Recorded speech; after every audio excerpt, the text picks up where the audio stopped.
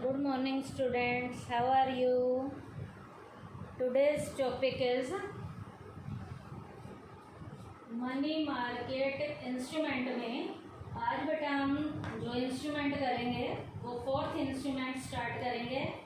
उस इंस्ट्रूमेंट का नाम है certificate of deposits. Money market के इंस्ट्रूमेंट में आज जो हम स्टार्ट करने जा रहे हैं उसका नाम क्या है? Certificate of deposits. अब बेटा सर्टिफिकेट ऑफ डिपॉजिट क्या है? Certificate of deposits is a negotiable instrument which can be transferred after a certain period by an endorsement।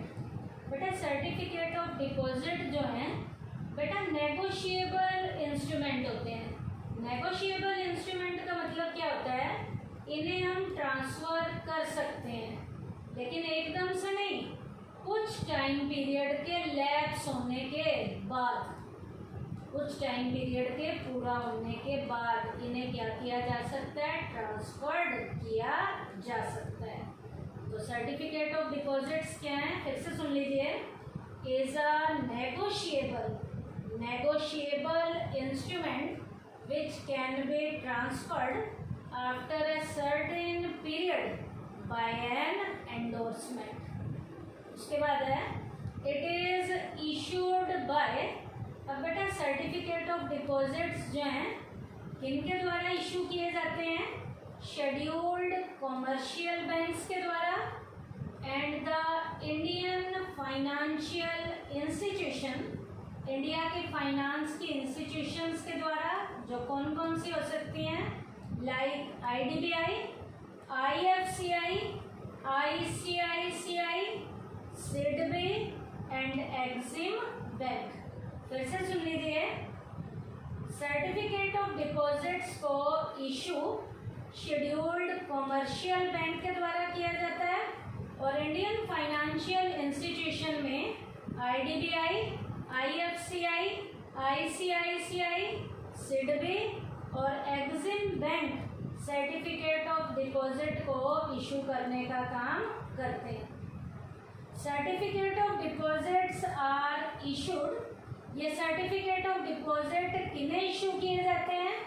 तो इंडिविजुअल्स को किए जाते हैं, किसी एसोसिएशन को किए जाएंगे, कंपनीज को किए जाते हैं या कॉरपोरेशंस को, या इनसे रिलेटेड कोई और भी ऑर्गेनाइजेशंस हैं, एसोसिएशंस हैं तो उन्हें किए जाते हैं। Certificate of deposits are issued to individuals, associations, companies, corporations etcetera. उसके बाद है the face value of the certificate of deposits is a minimum of ₹5 lakh. Certificate of deposit की मिनिमम फेस वैल्यू जो है कितनी होती है? 5 लाख रुपया होती है। क्या? Face value of the certificate of deposits is a minimum of 5 lakh rupees.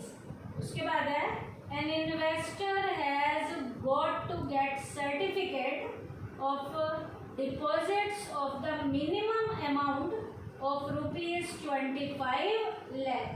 अब इन्वेस्टर ने इसके लिए सर्टिफिकेट लेना है, लेना है तो मिनिमम अमाउंट 25 लाख रुपया डिपॉजिट करवाएंगे। उसके बाद इन्वेस्टर जो है इसका क्या ले सकता है? सर्टिफिकेट ले सकता है। क्या?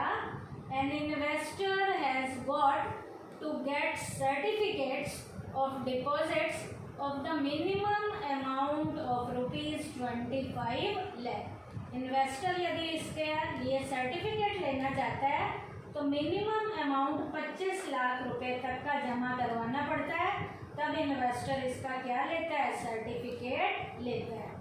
अब बेटा सर्टिफिकेट ऑफ डिपॉजिट का डीलिंग प्रोसेस क्या है? इसकी डीलिंग कैसे होती है? Certificate of deposits are issued for a period ranging between 91 days and 1 year।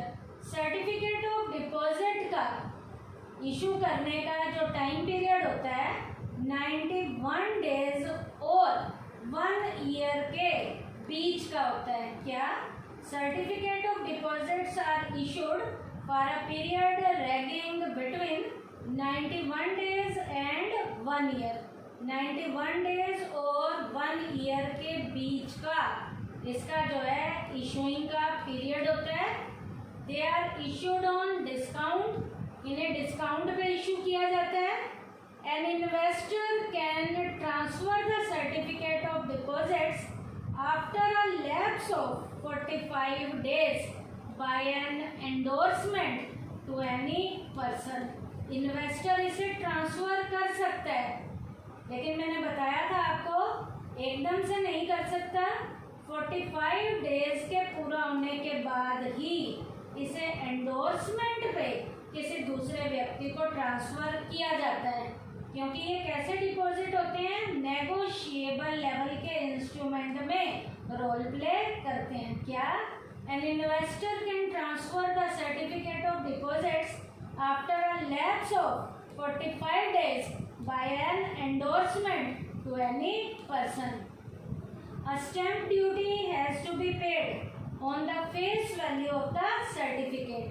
Certificate की फेस वैल्यू पे स्टैम्प ड्यूटी भी क्या की जाती है? पे की जाती है। क्या?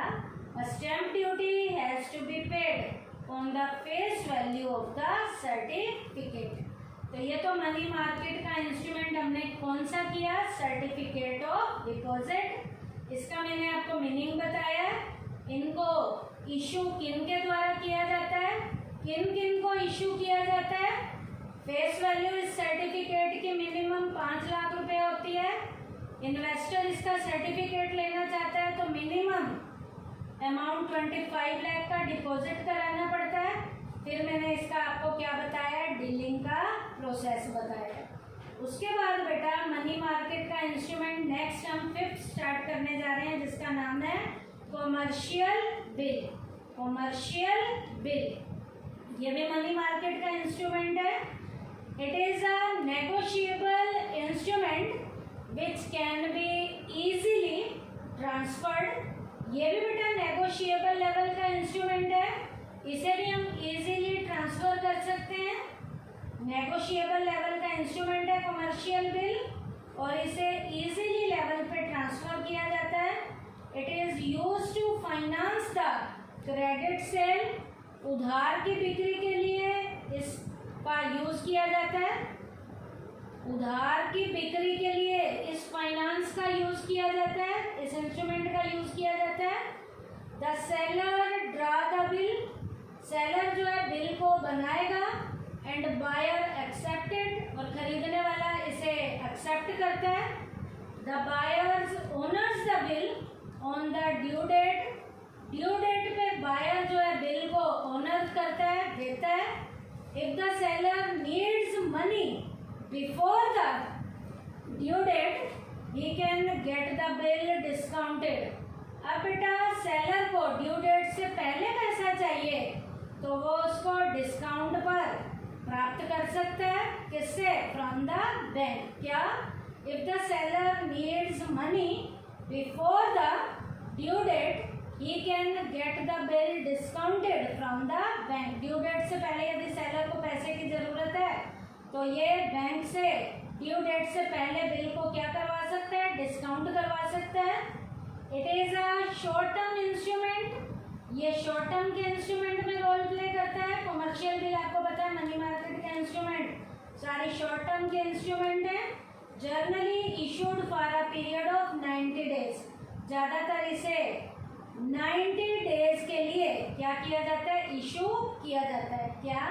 It is a short term instrument.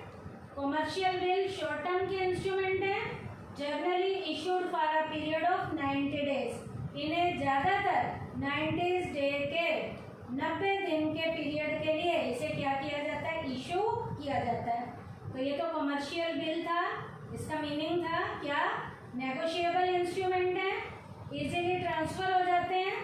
Credit sale के फाइनेंस के लिए इनका यूज़ किया जाता है। सेलर बिल को ड्रा करता है और बायर उसे एक्सेप्ट करता है। Buyer honours the bill on the due date पे बिल को देता है. If the seller needs money before the due date he can get the bill discounted from the bank. बेटा यदि सेलर को पैसे की पहले ज़रूरत है तो वो बैंक से इसे पहले ड्यू डेट से पहले डिस्काउंट करा लेते हैं. शॉर्ट टर्म के इंस्ट्रूमेंट है ये कॉमर्शियल बिल, और जनरली ये 90 डेज के टाइम पीरियड के लिए क्या किए जाते हैं, इशू किए जाते हैं. और कॉमर्शियल बिल का डीलिंग प्रोसेस क्या है, the seller writes the bill, same वैसे ही चलेगा. सेलर बिल को राइट करेगा, बायर उसे एक्सेप्ट करेगा. After having been accepted this bill remains in the custody of the seller. Accept करने के बाद बिल को ये सेलर की कस्टडी के अंदर आ जाएगा. He can gets the bill encashed from the bank. वो उसको बैंक से कैश करवा सकता है. And meet his requirement for money, और वो अपनी मनी की रिक्वायरमेंट को टाइमली इस तरीके से क्या कर लेता है, पूरा कर लेता है. In this way the seller gets his money. इस तरीके से सेलर अपनी मनी ले लेता है. And the buyer gets goods on credit. इस तरीके से बायर को गुड्स कौन से बेसिस पे मिल जाती हैं, क्रेडिट बेसिस पे मिल जाती हैं. तो फिर से सुन लीजिए बेटा, कॉमर्शियल बिल का डीलिंग प्रोसेस क्या है, seller write the bill and buyer accepted. After having been accept करने के बाद this bill remains in the custody of the seller. ये बिल जो है सेलर की कस्टडी के अंदर आ जाता है. he can gets this bill encashed from the bank. वो इस बिल को बैंक से कैश करा लेता है. And meet his requirement for money. जब कैश कराएगा तो मनी की रिक्वायरमेंट को पूरा कर लेता है. In this way seller gets his money. बेचने वाला अपनी मनी ले लेता है. And the buyer gets goods on credit. इस तरीके से खरीदने वाले को गुड्स कौन से बेसिस पे मिल जाती हैं, क्रेडिट बेस पे मिल जाती हैं. क्योंकि मैंने बेटा आपको पहले ही बताया था कॉमर्शियल बिल का यूज किसके लिए होता है, it is use to finance the credit sale. तो ये आपने कॉमर्शियल बिल मनी मार्केट का हमारा लास्ट इंस्ट्रूमेंट था. इसके बारे में मैंने आपको कुछ बताया, मीनिंग है, उसकी फीचर्स हैं. फिर मैंने आपको इसका क्या बताया, डीलिंग का प्रोसेस बताया. तो आज के टॉपिक में हमने क्या किया बेटा, मनी मार्केट के इंस्ट्रूमेंट में हमने फोर्थ इंस्ट्रूमेंट पहले किया है सर्टिफिकेट ऑफ डिपॉजिट, और उसके बाद हमने फिफ्थ इंस्ट्रूमेंट किया है जिसका नाम क्या है, कॉमर्शियल बिल. उसका हमने मीनिंग भी किया है, उसका हमने क्या किया, डीलिंग प्रोसेस की. थैंक यू बेटा.